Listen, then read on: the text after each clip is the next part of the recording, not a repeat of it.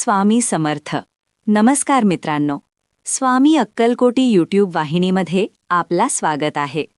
आज आपण ज्या विषयावर बोलणार आहोत ती प्रत्येकाच्या आयुष्याशी जोडलेली आहे आणि ती आहे भीती. भीती ही वाईट नाही, भीती आपल्याला सावध करते. पण जेव्हा हीच भीती आपल्याला थांबवू लागते तेव्हा ती आपल्या प्रगतीची सर्वात मोठी शत्रू बनते. त्याच भीतीवर मात करून आत्मविश्वास कसे निर्माण करायचे, तर ऐकूया आजच्या प्रेरणादायक पॉडकास्टचा 6वा भाग. आपल्याला भीती कशाची वाटते? अपयशाची, लोक काय म्हणतील याची, चूक होण्याची, की स्वतःच्या क्षमतेवर विश्वास न ठेवण्याची? खरं सांगायचं तर भीती ही बहुतेक वेळा वास्तविक नसते.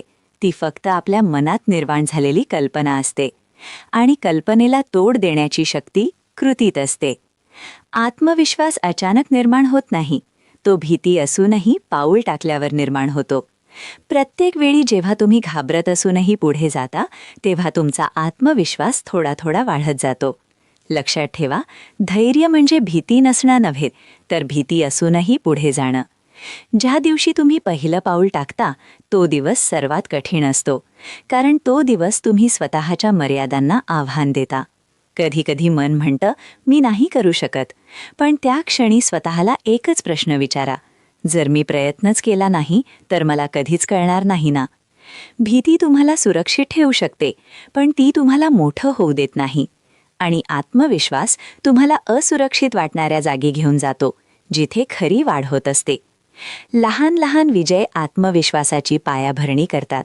आज एक छोटा प्रयत्न, उद्या थोडी कमी भीती, आणि काही दिवसांनी तुम्ही स्वतःलाच म्हणाल मी बदलतोय. लोक काय म्हणतील याची भीती सर्वात जास्त स्वप्न मारते. पण लक्षात ठेवा, आज जे लोक हसतात तेच उद्या टाळ्या वाजवतात.